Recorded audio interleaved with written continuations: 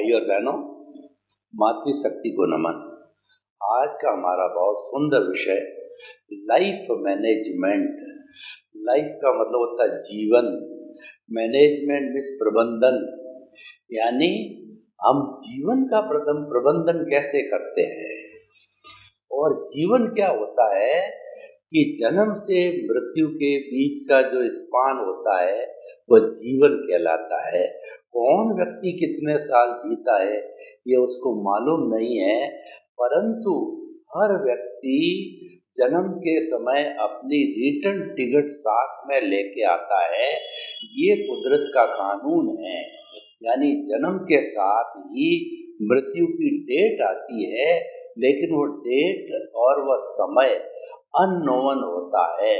अगर वह समय नोन हो जावे तो व्यक्ति बहुत कुछ बदल सकता है, परंतु प्रकृति का नियम ही है कि डेथ का और जन्म का कोई भी समय किसी को मालूम नहीं होता है। इसलिए कहा जाता है death keeps no calendar. Death का कोई कैलेंडर नहीं होता है। चाहे आपके घर में खुशियां हो, चाहे कितना ही बड़ा महोत्सव हो जावे, तो कई बार गुजर उसी क्षण चले जाते हैं, या स्वयं जिसका कि बड़ा फंक्शन होने वाला है या हो रहा है वह भी चलते चलते रवाना हो जाता है, क्योंकि इसका कोई फिक्स पता किसी को नहीं रहता है। तो इसी कारण से भगवान कहते हैं कि जब आपको पता नहीं रहता है तो आप तो हर क्षण ये समझो कि आने वाला क्षण मेरे जाने वाले का क्षण हो सकता है। तो इसीलिए जब आप ये अनुभूति रखोगे कि मेरा क्षण कभी भी, अगला क्षण ही मेरा क्षण है, तो कभी भी आप अनैतिक कार्य नहीं करोगे, अपने स्वरूप का ज्ञान रखोगे। हम ये सारी बातें क्यों करते हैं कि अपने स्वरूप की अनुभूति होना, मैं शुद्ध आत्मा हूँ, ये एहसास होना, ये जागृति होना, ये प्रतीति होना, ये अनुभव होना जीवन का चरम लक्ष्य है। और जो व्यक्ति इस साधना के अंदर लग जाता है तो उसको दुनिया में कुछ भी मालूम करना शेष नहीं रहता है, क्योंकि आत्मज्ञान ही सच्चा ज्ञान है, शेष सब अज्ञान है। जितना भी हम क्रिया का कार्य करते हैं, ये क्रिया का कार्य हमारा परिणाम है।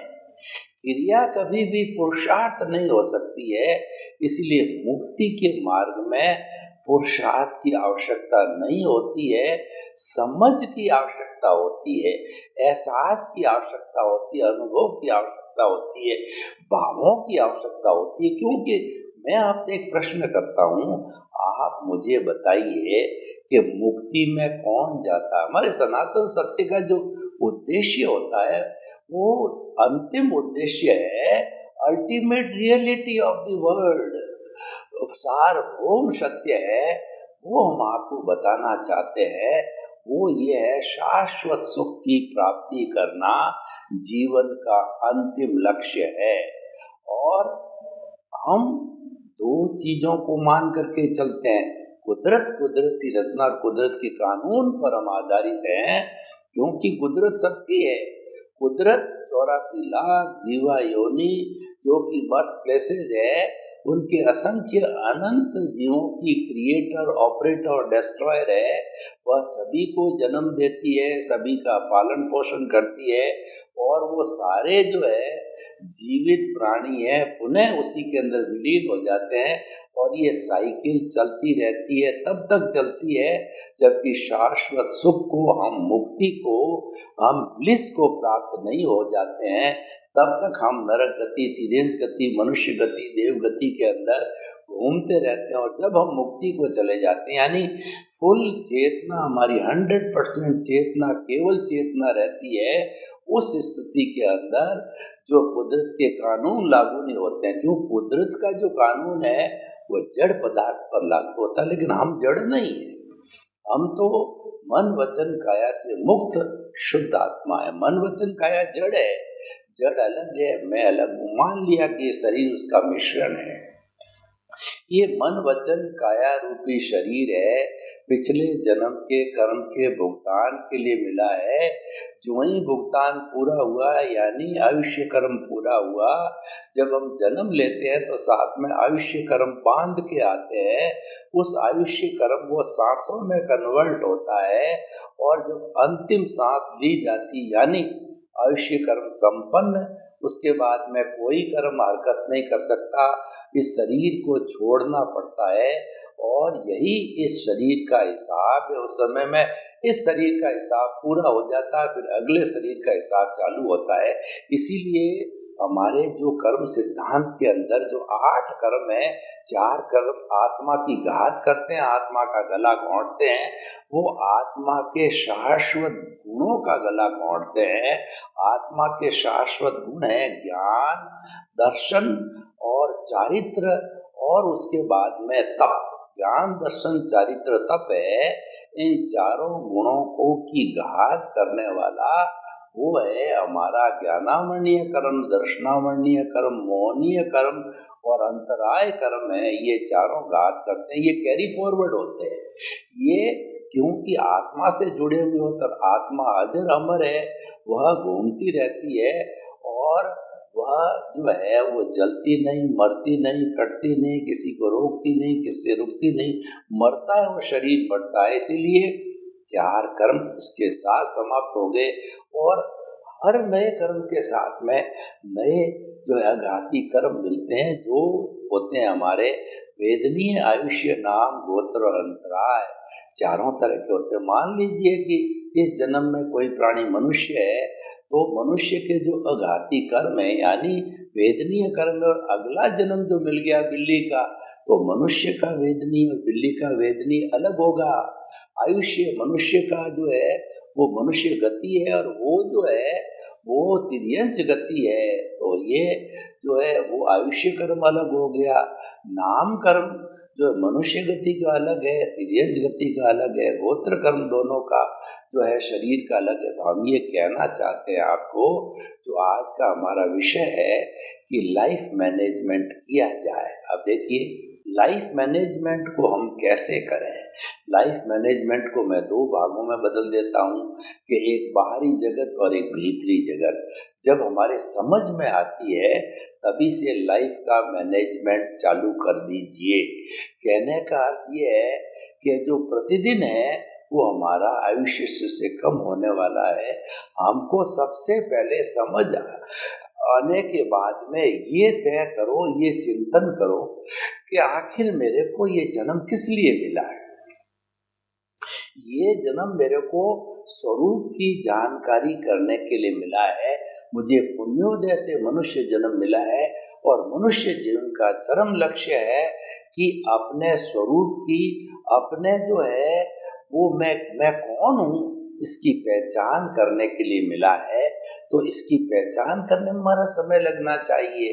तो ये तो हमारा पुरुषार्थ हो गया कि अपनी पहचान करना अपना पुरुषार्थ है। और जो वास्तव में चेतना से जुड़ा हुआ होता है वही पुरुषार्थ है। जड़ से जुड़े हुए पुरुषार्थ को अगर आप पुरुषार्थ मानते हो, चलो हम भी मान लेते हैं, हम आपकी बात को नहीं काटते हैं। जड़ से जुड़ा हुआ पुरुषार्थ है वो हमने पुरुषार्थ मान लिया, लेकिन भगवान ने उसको रिलेटिव पुरुषार्थ कहा है और चेतन के साथ जुड़ा हुआ हर क्षण है वो रियल पुरुषार्थ है। जब जब आप जड़ के साथ होते हो आप रिलेटिव पुरुषार्थ कर रहे हो, जब जब आप चेतन के साथ में रहते हो, चेतन के पाले में रहते हो, चेतन से बातचीत करते हो, केंद्र में चेतन रखते हो। मूल बात है कि आपकी केंद्र में क्या है। केंद्र का मतलब होता है जब हम एक सर्कल से जो है वो एक बिंदु से एक ही सर्कल खींचा जाता है तो उसका एक ही केंद्र होता है और बाकी उसकी परिधि होती है। अगर केंद्र के अंदर आत्मा है तो परिधि के ऊपर जड़ होगा। जड़ का अर्थ हो गया साधन, संपत्ति, धन, परिवार, जो नाते, रिश्ते, पद, प्रतिष्ठा, ये सब परिधि के अंदर ये सारे जड़ है, क्योंकि ये सारे शरीर से जुड़े हुए होते हैं। और चेतन तो अजर है, अमर है, अविनाशी है, भूत में था, वर्तमान में है, भविष्य में रहेगा। अनादि अनंत काल से इस जड़ के साथ में कार्बन शरीर के साथ के अंदर हमारे शरीर को, स्थूल शरीर को देने वाला वो ही प्रदाता है, वही स्थूल शरीर को कर्म शरीर देता है उन सब चीजों को भुगतने के लिए। तो भाई और बहनों, बड़ा इंटरेस्टिंग विषय है। हम इस लाइफ मैनेजमेंट को दो भागों में बांट देते हैं, एक तो हमारा रिलेटिव पुरुषार्थ और एक हमारा रियल पुरुषार्थ। अब हम रिलेटिव पुरुषार्थ की बात करें तो जन्म लेते ही हमें वही माता पिता भाई बहन कुल धर्म गुरु वगैरह सब मिल जाते हैं।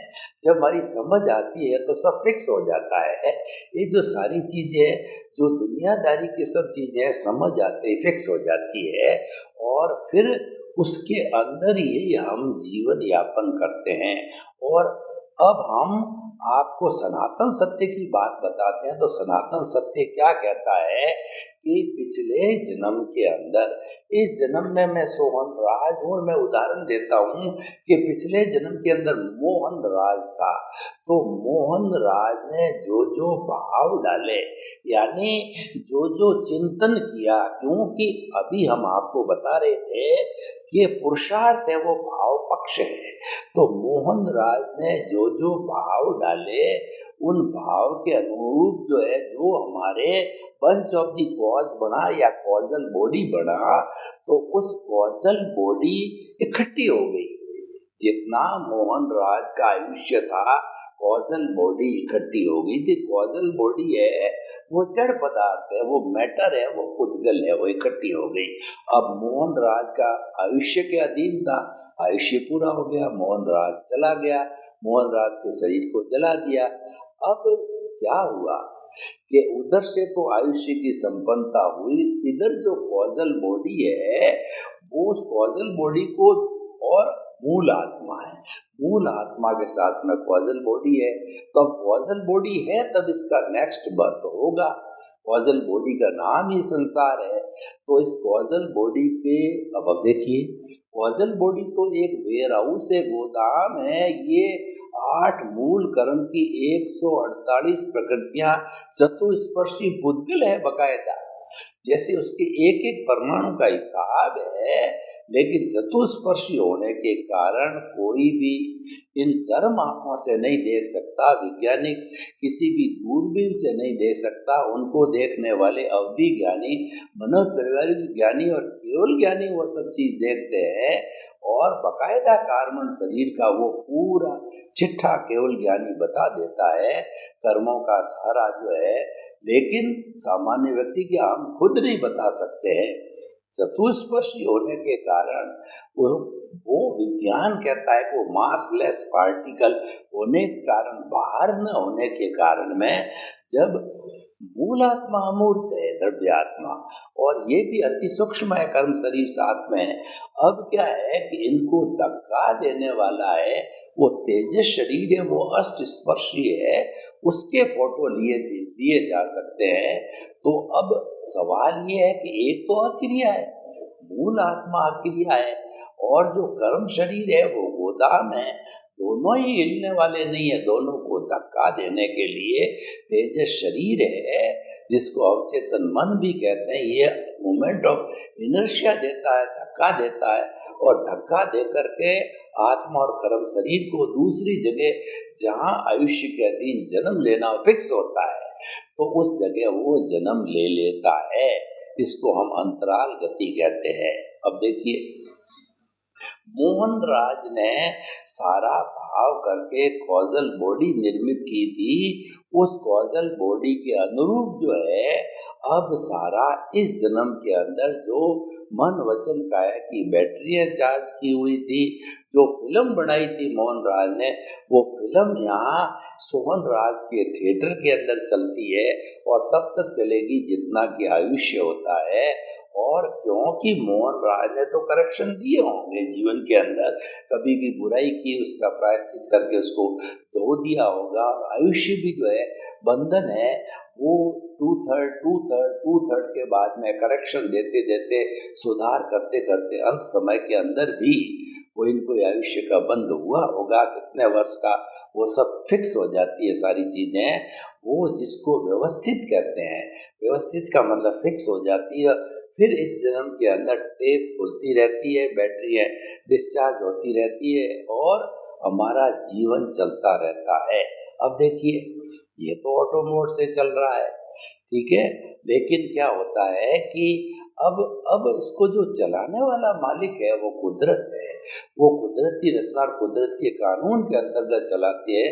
तो वो तो कहता है कि कर्ता मैं हूँ, कर्ता व्यवस्थित शक्ति है, साइंटिफिक सर्कमस्टेंशियल एविडेंसेस करता है। लेकिन क्या है कि मनुष्य, क्योंकि उसकी इंद्रियां डेवलप्ड है, बुद्धि डेवलप्ड है, और जो कहना चाहिए कि उसकी जो चित्त डेवलप्ड है, अहंकार भी डेवलप्ड है, मन भी डेवलप्ड है, तो जो उसका जो अहंकार है, वह जो अहंकार वह इस बात को नहीं मानता है, कुदरत को, कुदरत के कानून को चैलेंज कर देता है कि करने वाला तो मैं हूँ, करने वाला सोहनराज है। मैंने घर बनाया, मैंने बच्चों का पालन पोषण किया, मैंने लाखों रुपए कमाए, मैंने फैक्ट्री खड़ी की, और मैं किसी का बेटा, किसी का पति, किसी का पोता, किसी का जो है दादा।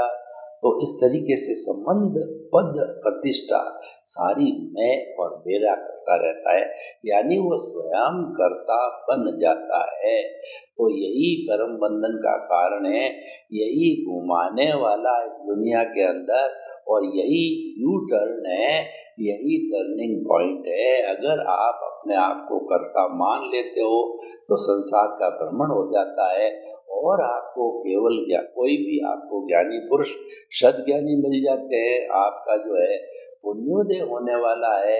आप बहिरात्मा से अंतरात्मा इस जन्म में बनने वाले हो, क्योंकि मनुष्य जन्म नहीं बदलती है, नहीं तो सारी बहिरात्मा ही है। मनुष्य जीवन में ही बहिरात्मा से अंतरात्मा बनता है, और अंतरात्मा की सीट बदली जाती है। देखिए, जो पावर होता है, जो सीट का होता है, कि एक व्यक्ति सिंपल व्यक्ति है, और जब वो चीफ मिनिस्टर बन जाता है तो उसको कुर्सी मिल जाती है। जब वो प्राइम मिनिस्टर बन जाता है, जब प्रेसिडेंट बन जाता है, तो उसको सीट मिलती है, और वही सीट से जब 5 साल के बाद में उतर के आता है, वो सामान्य व्यक्ति हो जाता है। तो मैं तो उस सीट का है, जब हमारे को बहिरात्मा से अंतरात्मा ज्ञान के 1-2 घंटे के ज्ञान के द्वारा बनाया जाता है, और हमारा द्रव्य कर्म, भाव कर्म, 9 कर्म, मन, वचन, काया तथा मेरे नाम की सब माया आप प्रकट ज्ञानी पुरुष के सुचरणों में समर्पित करता हूँ। जब हम ज्ञान लेते हैं तो सारा हम MOU कर देते हैं।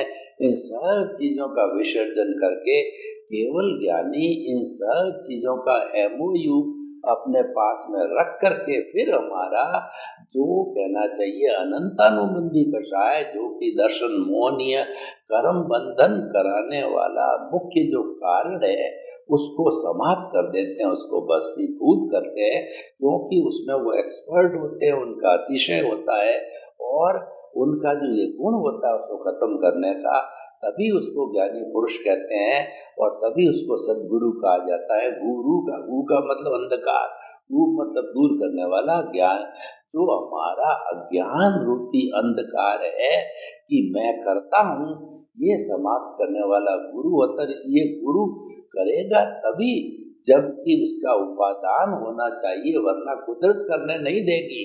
कुदरत आपका उपादान है, तो कुदरत ला करके ऐसे ज्ञानी पुरुष को, सदगुरु को खड़ा कर देगी ज्ञान देने के लिए। ज्ञान ले लोगे, अब आपकी सीट के ऊपर बैठ गए, और आपका जो कर्ता पद है जन्म जन्मांतर के लिए उसके ऊपर चौकड़ी लग गई। आप अकर्ता बन गए, दुनिया के किसी व्यक्ति को अकर्ता नहीं मानोगे, और उसके साथ साथ में आपको बहुत सी चीज अकर्ता बनने के साथ में आपको समझ दी जाती है कि आप निमित्त हो, और दुनिया के हर प्राणी को निमित्त, निर्दोष, अकर्ता और शुद्ध आत्मा समझो। ये पाठ पढ़ाया जाता है, ये आपको घूंटी दी जाती है, और ये आपको ट्रेनिंग दी जाती है, ये आपको सब समझा दिया जाता है, प्रैक्टिस करवा दी जाती है, और आप जीवन भर इससे जुड़ी हुई 5 आज्ञा का जो सुरक्षा कवच है, जो कि मुक्ति में ले जाने वाली, उसकी पालन करते हो, और आपका ये सम्यक दर्शन जो आपने जो ज्ञान प्राप्त किया, वो सम्यक दर्शन का ज्ञान है, वो आपका मेंटेन रहता है। आने वाले जन्मों के अंदर ये सम्यक दर्शन समाप्त नहीं होता है, और ऐसा व्यक्ति प्राय प्राय जो है मनुष्य जीवन को ही प्राप्त होता है। देखिए, हम लाइफ मैनेजमेंट की बात कर रहे थे कि लाइफ मैनेजमेंट के अंदर अब आप तो अपना जो है जो रिलेटिव पुरुषार्थ तो ऑटो मोड से चल रहा है। आपका उठना बैठना, खाना पीना, किसी से संपर्क होना, ब्याह होना, शादी होना, बच्चे होना, उनका पैरों पर खड़ा होना, और सब कुछ है वो ऑटोमेटिक चलता रहता है। तो आपको जो है ये रिलेटिव पुरुषार्थ है और आपको अच्छा जीवन बनाना है। अगर रिलेटिव पुरुषार्थ के अंदर ही रहे और आपके पुण्योदय नहीं है, तो आप बहिरात्मा ही जो इतने उतने जन्मों तक बन के चलते आ रहे हो, इस जन्म में और चलोगे क्या? आपको वही चलना है, एज इट इज रहना है, तो भवांतर के अंदर घूमते रहो। लेकिन कई लोगों का पुण्योदय होता है और उनको ज्ञान मिल जाता है। ज्ञान के बाद उनकी सीट बदल जाती है, उनकी सोच बदल जाती है, उसको हम दृष्टि विज्ञान कहते हैं। उसमें एक परिवर्तन आता है कि वो ज्ञाता दृष्टा बन जाता है कि मन वचन काया से मुक्त, ऐसा मैं शुद्ध आत्मा हूँ। ये दृष्टि विज्ञान है, ये ज्ञाता दृष्टा है, और ये भेद विज्ञान कहा जाता है। जो भरत चक्रवर्ती ने ये भेद विज्ञान किया था कि मैं अलग हूँ, शरीर अलग है, शरीर नाशवान है, शरीर जो है पूर्व जन्म के कर्म के भुगतान के लिए मिला है, लेकिन मैं तो अजर अमर अविनाशी आत्मा हूँ। मैं अनंत ज्ञान, अनंत दर्शन, अनंत शक्ति, सुख का खजाना हूँ। मैं हरि अनंत, हरि कथा अनंत। मैं तो उस वैसा हरि हूँ जिसकी कथा कभी भी समाप्त नहीं होने वाली। हरि के पाले में आ गया, हरि के शरण में आ गया, क्योंकि मेरा कर्ता पद समाप्त हो गया। जन्म जन्मांतर के लिए मुक्ति में जाने तक समाप्त हो गया, यानी वो रास्ता ही बंद हो गया। गुरु की कृपा से वो रास्ता ही, जो कर्ता भाव का रास्ता बंद हो गया। और आपको, और देखिए, बहुत बड़ा आपको एक नया जन्म मिलता है। लाइफ मैनेजमेंट को मैं एक नया जन्म मानता हूँ कि जब ज्ञान मिलता है तो नया ज्ञान मिलते ही जो आपके अंदर क्या परिवर्तन आता है, आप अकर्ता बन जाते हो, और आपके जो शुद्ध आत्मा स्वरूप है, उस स्वरूप के जो है वो उसका कहना चाहिए, उसकी आत्मा में से जो है एक भाव सत्ता निकलती, जिसको हम प्रज्ञा कहते हैं। ये प्रज्ञा जब तक आप मुक्ति में नहीं जाते हो, ये प्रज्ञा आपको मॉनिटर करती रहेगी। जब कभी भी आप अज्ञा यानी जन्म जन्मांतर की जो आपका भुगतान चल रहा है, जो कि नियत है, तो आप उसकी तरफ खिंच जाओगे। यानी जो है पुरुष जो है वो पुरुष जो है प्रकृति से जब कभी भी जो प्रभावित हो जाता है तो वो अशुद्ध हो जाता है। तो आप जो ही प्रकृति यानी मन वचन काया से जुड़ने की कोशिश करोगे, तुरंत आपकी प्रज्ञा हाजिर होकर के हाथ पकड़ के आपको जो बताएगी, नहीं तेरा रास्ता ऊपर की ओर है, तो शुद्ध आत्मा है। शुद्ध आत्मा की बात करो, शुद्ध आत्मा से वार्तालाप करो, शुद्ध आत्मा के पाले में रहो। ये आप जो चल रहा है ये तो चलेगा। ये हमारा लाइफ मैनेजमेंट इतना सुंदर हो जाता है कि हम रहो भीतर जियो बाहर, हम भीतर रहना चालू कर देते हैं। और जियो बाहर का मतलब है हम अपने माता पिता, बाल बच्चे, भाई संबंधी, कुटुंब सबके साथ में जीते हैं, और सभी ये महसूस करते हैं कि ये जो हमारे साथ में जी रहा है तो कमलवत जीवन हो जाता है।